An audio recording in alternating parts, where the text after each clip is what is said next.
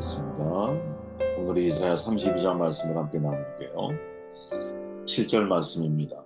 악한 자는 그 그릇이 악하여 악한 계획을 세워 거짓말로 가련한 자를 멸하며 가난한 자가 말을 바르게 할지라도 그의 함이 거리와 존귀한 자는 존귀한 일을 계획하나니 그는 항상 존귀한 일을 서리라. 존귀한 자는 존귀한 일을 계획한다. 역어로 말해도 같은 말이죠. 존귀한 일을 계획할 줄 아는 사람이 존귀한 사람입니다. 라는 제목으로 말씀을 나눌 수 있다고 봅니다. 이사야 32장은 메시아를 예언하고 있죠. 이사야 선지자는 유다의 정사가 불안하고 윤리와 도덕이 땅에 떨어졌을 때 하나님의 부름을 받은 사람이잖아요. 부름을 받으니 하나님을 거역하고 우상 숭배에 빠져 있는 유다 백성들에게 하나님께 받은 말씀을 담대하게 전파하고 있습니다. 돌아오라는 것이요.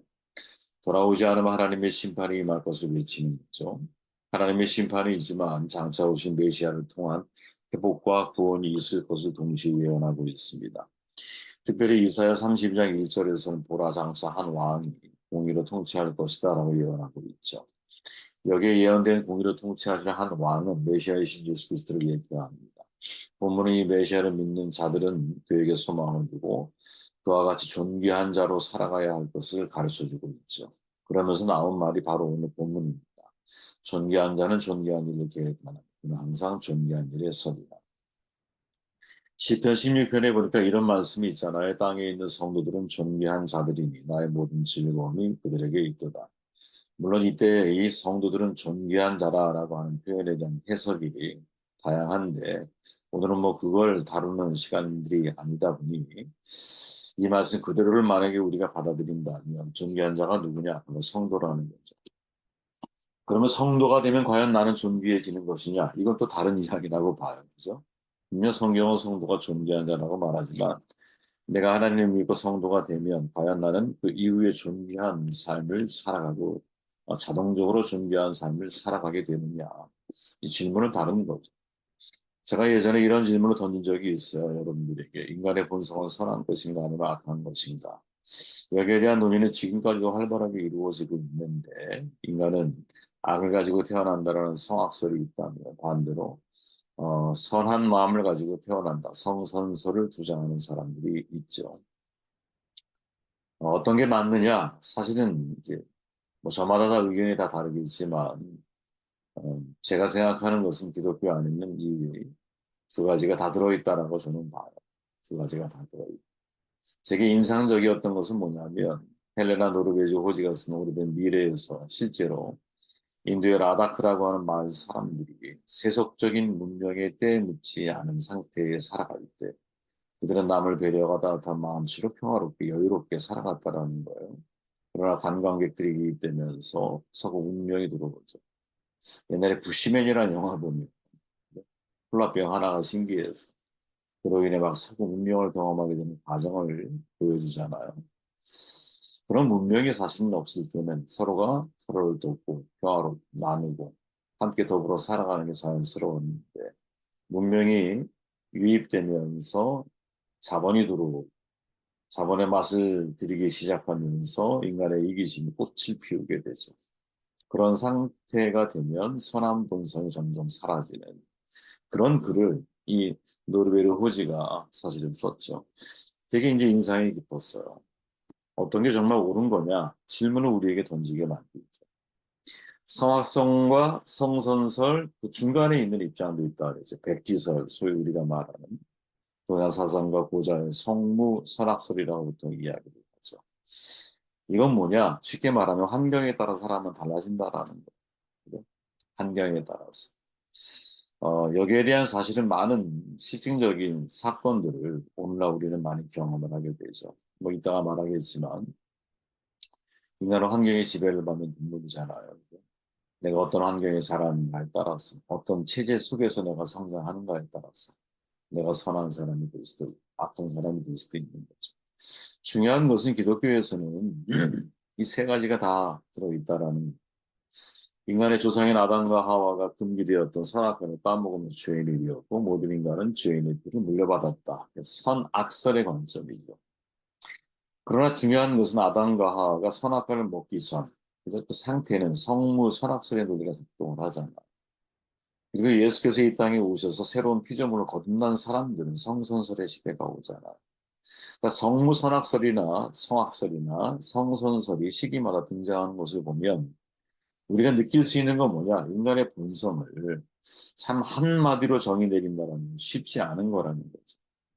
하지만 그럼에도 불구하고 우리가 동의하고 또 많은 사람들이 저도 이제 그런 생각, 견해를 가지고 있는 편이지만 우리가 인정하지 않을 수 없는 게 뭐냐? 환경적인 요인이 되게 크게 작용하더라는 거예요. 아기는 태어나는 것이 아니라 어떻게 보면 만들어지는 거라. 우리가 유의미하게 생각해 봐야 할 게 사탄을 뭐라 그래요? 공중권세를 맡은 자라고 성경은 표현하잖아요. 다시 말하면 체제 속에서, 조직 속에서, 시스템 속에서 사실은 악을 만들어갈 수 있는 힘을 누가 사탄을 가지고 있다라는 거죠. 한나 아렌트가 악의 평범성에서 평범한 사람도 조직 사회에서 악해질 수 있다 지적하잖아요. 필립 진 바르도 루시프 이펙트라는 책 제가 예전에 말씀드렸죠. 그중에 핵심적인 내용을 하나 정도 내본다면 체계 내에 존재하는 힘이 악인을 만들 수 있다 이렇게 말하는 거거든요. 체제 내에 존재하는 힘이 있다는 거야. 네? 우리에게 잘 알려진 루시퍼 이펙트에서 제일 유명한 이야기가 뭐냐면 스탠포드 교도소 실험이잖아요. 학생을 뽑아 쉽게 말하면 두 그룹으로 나눈 거야. 하나는 교도관 그룹, 수감자 그룹. 아무것도 가르치지 않아요. 그냥 자기의 직책에 맞는 일을 수행하게 만들어. 근데 이 실험이 끝나기도 전에 그만둘 수밖에 없었죠. 그죠? 왜? 교도관 역할을 맡은 사람이 너무 진짜 교도관처럼 행세를 잘한 거야. 수감자들은 그게 너무나 괴로우니까, 그죠? 거기에 막 저항하면서 너무나 심각해지는 거야, 상황이. 이게 인간이라는 거죠. 어떤 체제 속에 들어놓아 보면, 체제 속에 들어가 버리면, 그 사람은 그 체제가 가지고 있는 힘에 불정하거나 혹은 그 힘을 얻기 위해서 자기도 모르게 어, 이제 악인이 되는 거죠. 자기도. 이짐 바로도가 테드 강연 잘 아시죠? 테드 강연에서 이런 이야기를 했어요. 루시퍼 효과는 인간의 부정적 변화, 즉 현재 부정적인 상태가 아니라 부정적으로 변하게 된다는 것이며 이로써 심리학적인 정의를 내릴 수 있습니다. 참 이게 저한테는 되게 유의미한 생각을 많이 하게 만드는 거예요. 악이란 바로 힘의 행사입니다. 핵심은 결국 힘이죠. 다른 이의 마음을 다치게 하거나 사람을 다치게 하고 목숨을 앗아가고 혹은 사상을 파괴시키고 인간성을 버리고 범죄를 저지르는 것이 체계 내에 존재하는 힘에 대해서 알아야 됩니다. 체계가 개인을 타락시키는 상황을 만드는 것이죠. 체계란 바로 법과 정치, 경제, 문화적인 배경을 말합니다. 물론 뭐 이것만 있겠어요. 그죠? 각 나라마다 주어져 있는 사회적인 특징, 이 모든 것들이 다 사실은 체계일 수 있는 거죠. 그것이 바로 나쁜 환경을 만드는 힘이죠. 결국 사람을 바꾸고 싶으면 상황을 바꿔야 합니다. 만약 상황을 바꾸고 싶다면 바로 체계의 힘을 알아야 합니다. 결국 루시퍼 효과는 인성 변화에 대한 이 세 가지 요소를 이해하는 것이죠. 이는 상호작용의 문제랍니다. 첫째, 사람이 상황에 어떤 영향을 끼치는가. 둘째, 상황이 어떻게 사람을 변화시키는가. 그리고 상황을 만들고 유지하는 체계란 과연 무엇인가. 이것들을 신중하게 살펴야 합니다. 정말 우리를 생각하게 만드는 내용이라고 저는 봐요. 그죠? 체계 안에 힘이 존재해요. 결국 악은 뭐냐? 그 힘의 행사라고 보는 거죠. 그러니까 우리가 지금 살고 있는 이 체계 속에는 이 힘을 얻기 위해서 사람들이 발버둥치는 거야.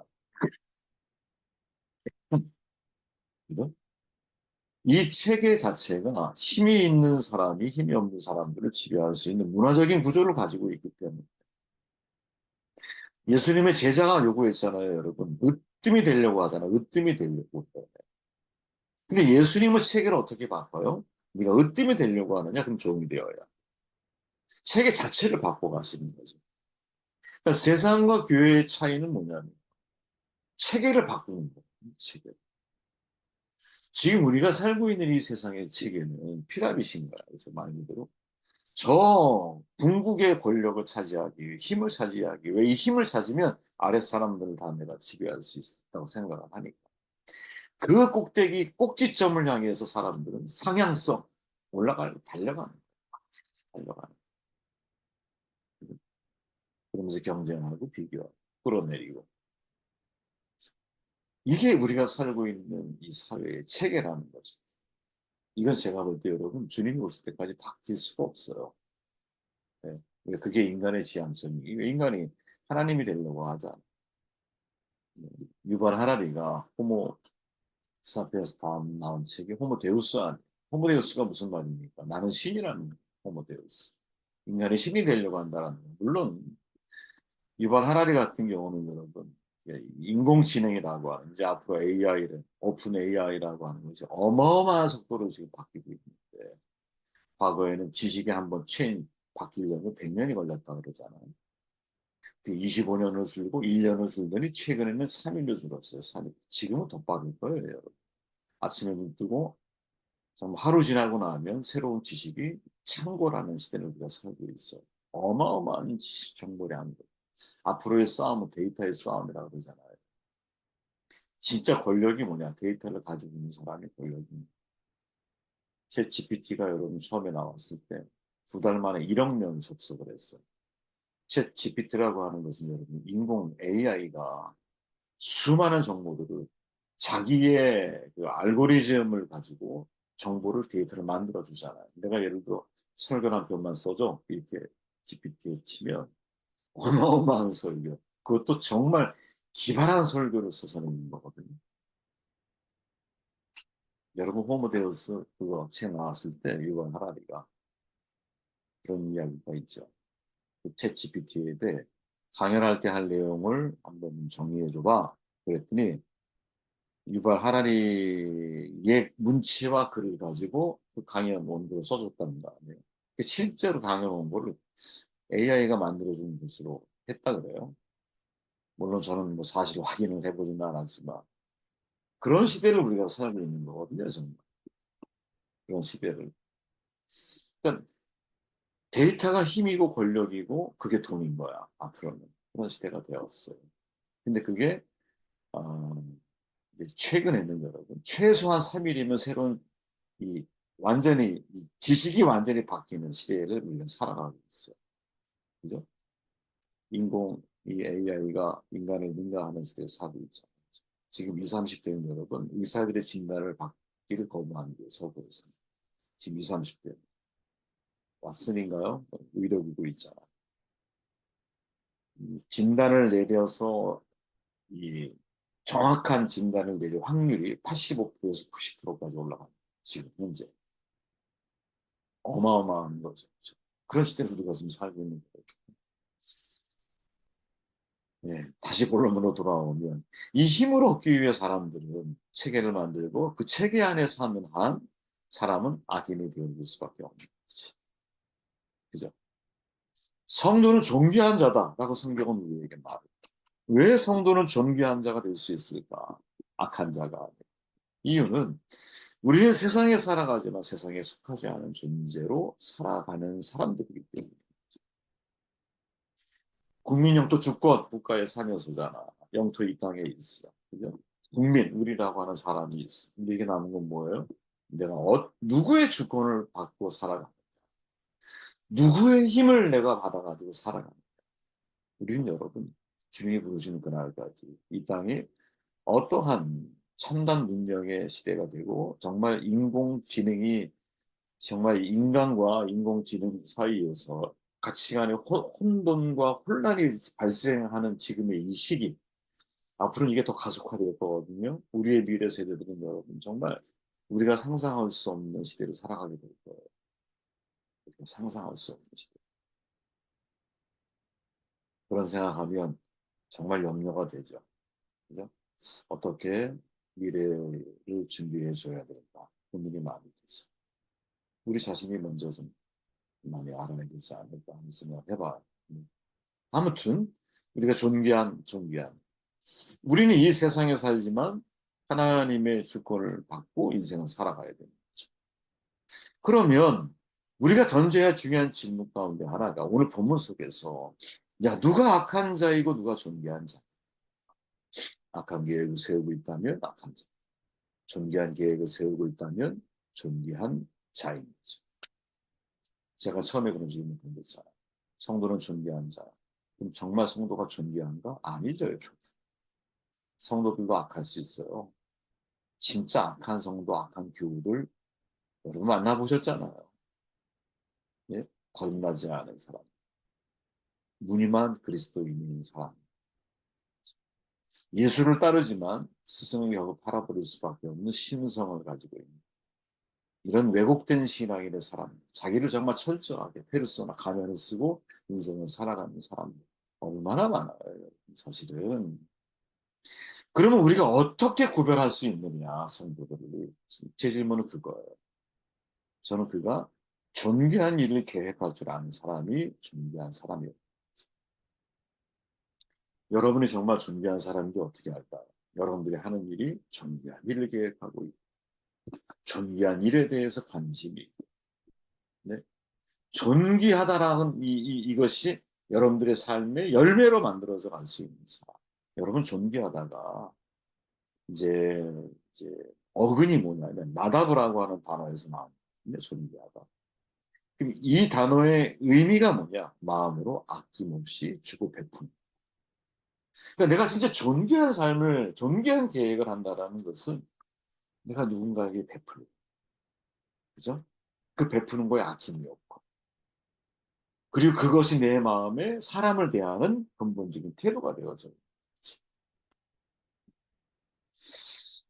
우리가 이런 사람이 되어야 되지 않을까. 그리고 저는 존귀한 것차가 존귀한 계획을 세울 줄 아는 사람. 그가 바로 존귀한 사람이고, 그가 하나님이 기뻐하는 성도가 아닌가 하는 생각을 해보게 되었습니다. 이 말씀 기도할게요.